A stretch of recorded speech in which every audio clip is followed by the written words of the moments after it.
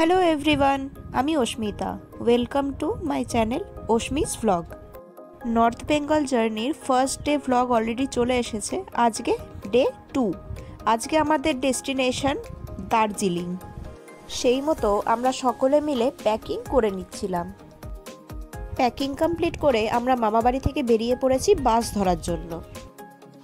Islampur bus stand থেকে আমরা state bus ধরে প্রথমে যাব শিলিগুড়ি, সেখান থেকে আবার গাড়িতে যাব দার্জিলিং।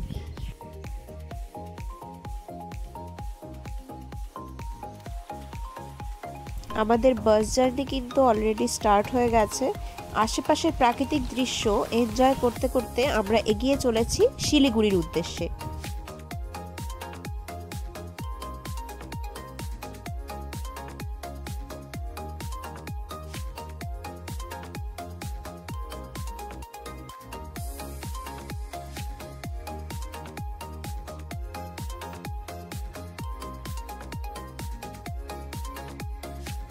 আমরা এনবিএসটিসির বাসে শিলিগুড়ি গিয়েছিলাম। ইসলামপুর থেকে ভাড়া পড়েছিল 60 টাকা করে পার পারসন। শিলিগুড়ি পৌঁছে আমরা একটা গাড়ি রিজার্ভ করে নিয়েছিলাম। অ্যাজ আমরা 7 জন ছিলাম টোটাল। নর্মালি শেয়ার কারে 10 জন যায়, তো সেক্ষেত্রে ভাড়া পড়ে 250 টাকা করে পার পারসন। যেহেতু আমরা 7 জন অলরেডি ছিলামই, তাই ভাবলাম আরও 3 জনের জন্য ওয়েট না করে পুরো গাড়িটাই রিজার্ভ করে নিই। গাড়ি রিজার্ভ করে আমাদের দার্জিলিং যেতে পড়েছিল ওয়ান ওয়ে 2500 টাকা।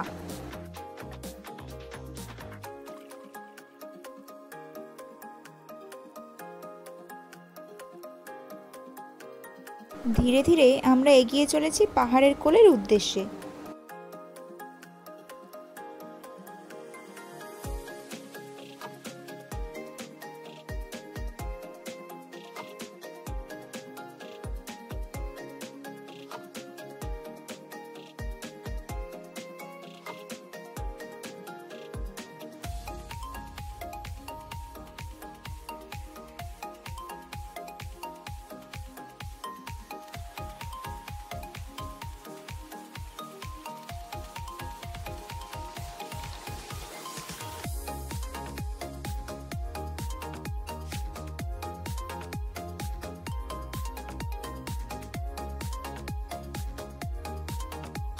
এই যে বাঁ দিক দিয়ে যে রাস্তাটা এগিয়ে গেল, সেই রাস্তাটি ধরে সরাসরি মিরিকের দিকে যাওয়া যায়। আর আমরা শুকনা পয়েন্ট হয়ে রোহিণী টি গার্ডেন হয়ে কার্শিয়াং রোড ধরে দার্জিলিংয়ের দিকে এগিয়ে যাচ্ছিলাম। তোমরা কেউ শিলিগুড়ি ঘুরতে আসতে চাইলে হাতে একটা দিন অন্তত সময় রেখো। চাইলে এখানে তোমরা বেঙ্গল সাফারি পার্কটা ঘুরে নিতেই পারো। আর শুকনাতে শুনেছি একটি রেসিং ট্র্যাকও করা হয়েছে, সেটাও তোমরা এনজয় করে নিতেই পারো।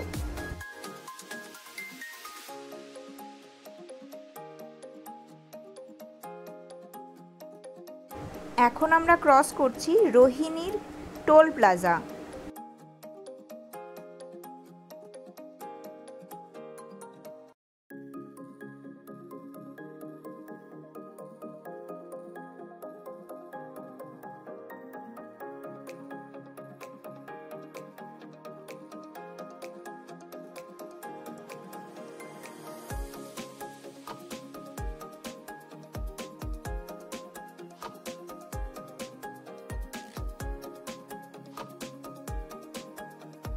ভিউ এনজয় করতে করতে আমরা বেশ খানিকটা পথ এগিয়ে এসেছিলাম, তাই ভাবলাম একটু রেস্ট নেওয়া যাক, সাথে খাওয়া দাওয়াটাও হয়ে যাবে।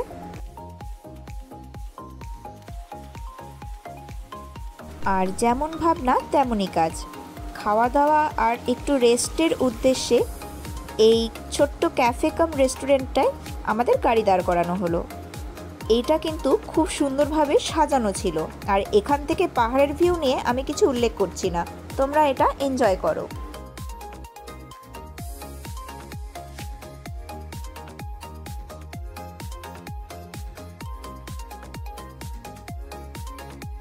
এতটা জার্নি করার পরে সকলে একটু টায়ার্ড হয়ে পড়েছিলাম ঠিকই, তবে এখান থেকে পাহাড়ের ফুল ভিউ দেখে সবার মন খুব ভালো হয়ে গেছিল।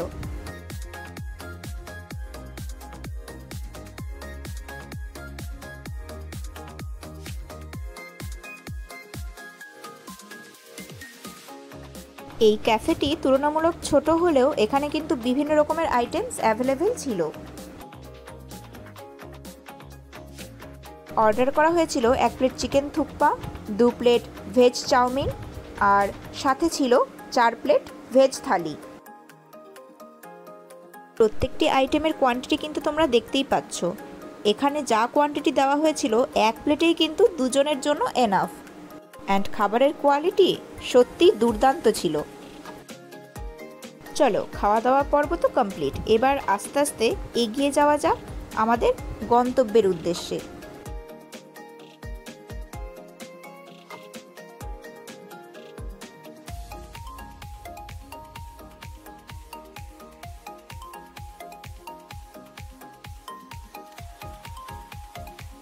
এটি হলো কার্শিয়াংয়ের লোয়ার ভিউ পয়েন্ট। এর ওপরেও আরও একটি ভিউ পয়েন্ট রয়েছে। এই কার্শিয়াংয়েও কিন্তু বেশ কিছু ঘোরার জায়গা রয়েছে, যেমন এখান থেকেই ডাউহিলে যাওয়া যায়, হনুমান টেম্পল রয়েছে, এছাড়াও রয়েছে ইগলস ক্রেক পার্ক, নেতাজি মিউজিয়াম। এগুলিও কিন্তু কার্শিয়াংয়ের বেশ ফেমাস ভিজিটিং প্লেসেস।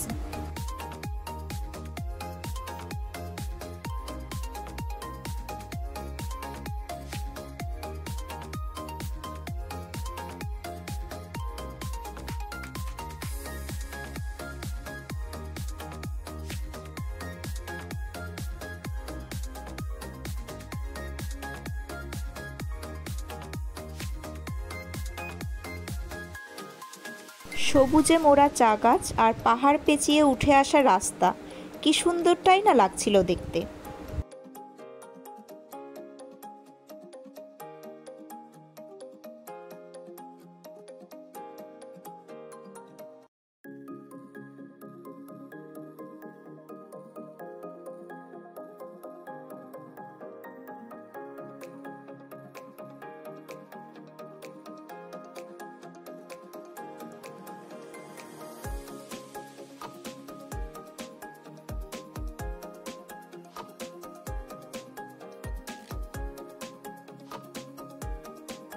ওই উপরে যে টাওয়ারের মতো দেখা যাচ্ছে সেখানেই রয়েছে ইগলস ক্রেক পার্কটা।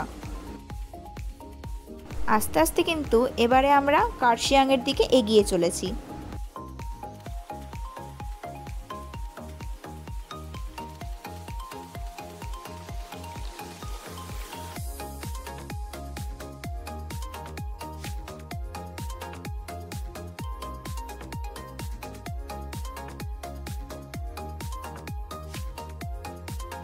এবারে আমরা চলে এলাম কার্শিয়াং বাজারে, যেখানে রয়েছে কার্শিয়াং স্টেশন। এর উচ্চতা 4864 ফিট। যদি তোমরা কার্শিয়াংয়ে একদিনের জন্য ঘুরতে আসো, এখান থেকে বিভিন্ন রকমের শেয়ার গাড়ি বা এনবিএসটিসি এর বাসেস তোমরা পেয়ে যাবে।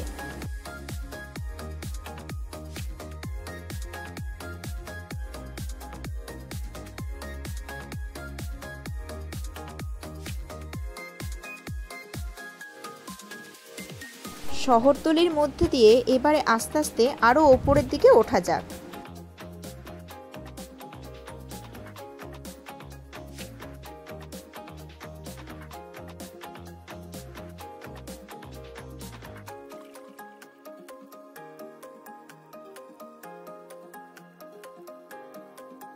আমাদের শহরতলিতে এত ফ্ল্যাটের ছড়াছড়ি, সেখানে কিন্তু এই 2 কামরার ছোট ছোট ঘরগুলো দেখতে কত ভালো লাগে, তাই না?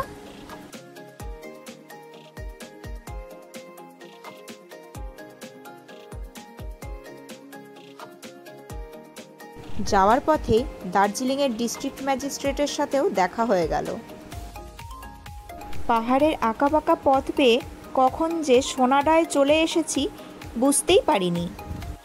সোনাডার এই মনেস্ট্রিটা কিন্তু বেশ ফেমাস। আবারও বেশ খানিকটা পথ এগিয়ে আসার পর ভাবলাম একটু টি ব্রেক নেওয়াই যায়। আর দার্জিলিংয়ে আসছি, সেক্ষেত্রে দার্জিলিং টি ট্রাই করব না তা তো হয় না। চলো এবারে একটু টি ব্রেক নেওয়াই যাক। সোনাডা মার্কেট ছাড়িয়ে একটু এগিয়ে আসতেই চোখে পড়লো এই ছোট্ট ক্যাফেটা, হিমালয়ান ক্যাফে। এখান থেকে ভিউটাও যেমন সুন্দর, আর এখানে আরেকটি বিশেষত্ব কিন্তু রয়েছে, এখানে লাইভ মিউজিক পারফরমেন্সও কিন্তু হয়। অর্ডার সেরে আমরা পাহাড়ের ভিউ এনজয় করার জন্য ক্যাফের ছাদে উঠে এলাম। আর এখান থেকে চারপাশের ভিউটা জাস্ট ওয়াও, তোমরা দেখো।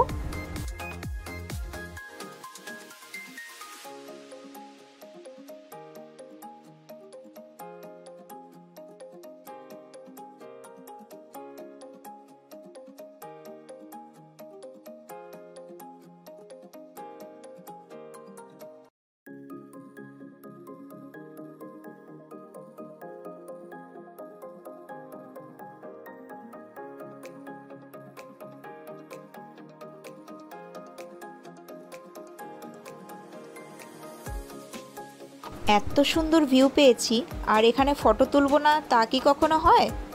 এই যে ফটোশ্যুট শুরু হয়ে গেছে। কিছুক্ষণের মধ্যেই আমাদের হাতে চাও চলে এলো। টি ব্রেক সেরে আমরা পাইন ফরেস্টের মধ্যে দিয়ে এগিয়ে চললাম আবার দার্জিলিংয়ের জন্য। এখান থেকে ভিউটা সত্যিই সুন্দর ছিল, তাই না বলো?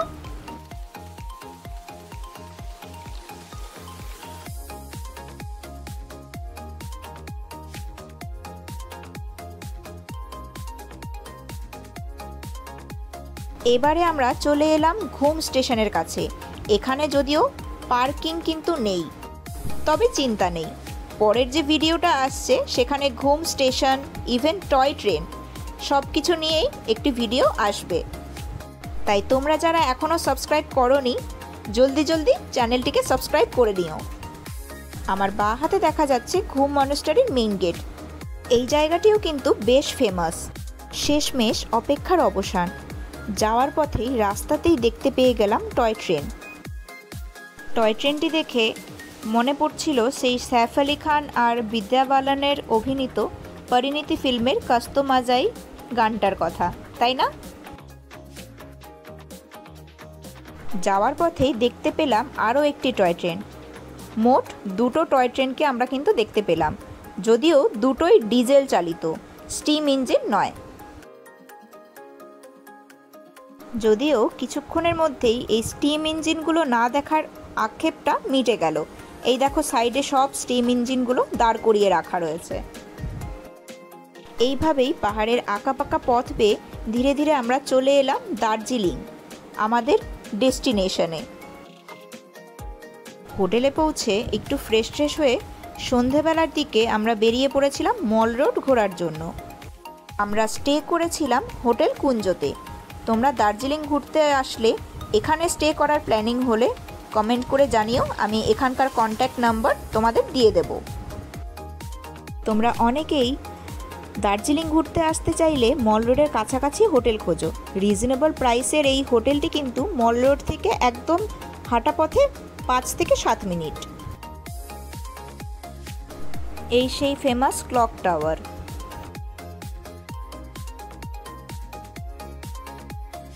ক্লক টাওয়ারের পাশ দিয়ে আমরা এগিয়ে চলেছি মল রোডের দিকে। দার্জিলিংয়ের অন্যতম এক ফেমাস শপ কিন্তু এই কেভিন্টার্স। ভোরবেলায় কাঞ্চনজঙ্ঘার ভিউ এনজয় করতে করতে ইংলিশ ব্রেকফাস্ট সারার কিন্তু সেরা ঠিকানা এটি। এই কেভিন্টার্সের মতো আরও একটি দোকান রয়েছে যেখানে ইংলিশ ব্রেকফাস্ট কিন্তু বেশ ফেমাস। বলো তো সেটি কি? একদম ঠিক ধরেছ, দোকানটির নাম গ্লেনারিজ। আর এই গ্লেনারিজের আলোকসজ্জার সামনে দাঁড়িয়ে ছবি তোলাটা যেন বাঙালির কাছে একটি ইমোশন। পাহাড়প্রেমী বাঙালিদের আর কিছু থাকুক আর না থাকুক, এই হোপের সামনে দাঁড়িয়ে একখানা ছবি তো থাকবেই। শুধু ছবি তোলাই নয়, এখানকার ফুড আইটেম ট্রাই করা নিয়েও কিন্তু বাঙালিদের মধ্যে ইমোশন কাজ করে, তাই এখানে কিন্তু প্রচণ্ড ভিড় হয়। যাকগে, ভিড় ঠেলে আমরা এগিয়ে চলে এসেছি মল রোডের একদম মিড পয়েন্টে, যেখানে সবাই পাহাড়ের ভিউ এনজয় করে। কারোর কোনো কিছু কেনাকাটা থাকলেও এখানে সে সেরে নিতেই পারে। মল রোডে রাতের আলোকসজ্জায় সজ্জিত ব্রিটিশ আমলের স্থাপত্যগুলো দেখতে কিন্তু বেশ সুন্দর লাগছিল। এতক্ষণ তো দিনের বেলায় পাহাড়ের সৌন্দর্য এনজয় করলে, এবারে রাত্রের সৌন্দর্যটা একটু দেখো।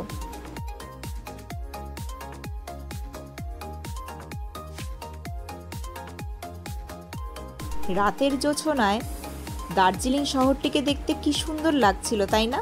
পুরো মনে হচ্ছে যেন জোনাকির মেলা বসেছে।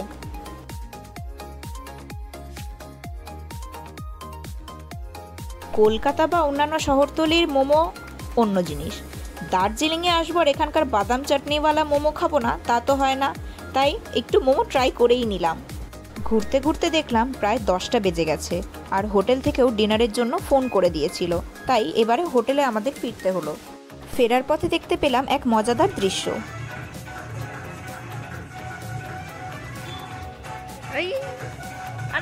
আমাদের হোটেলের ব্যালকনি থেকে দার্জিলিংয়ের ভিউটা ছিল ঠিক এরকম। কত সুন্দর লাগছিল দেখতে। যাক, আজকের ভিডিও এখানেই শেষ করছি। আবার দেখা হচ্ছে পরের ভিডিওতে। ভিডিওটি ভালো লেগে থাকলে লাইক কমেন্ট করে দিও, আর চ্যানেলটিকে সাবস্ক্রাইব করতে একদম ভুলো না। নেক্সট ভিডিও আসছে কিন্তু ঘুম স্টেশন আরও অন্যান্য বেশ কিছু ঘোরার জায়গা নিয়ে। আজকের মতো টাটা।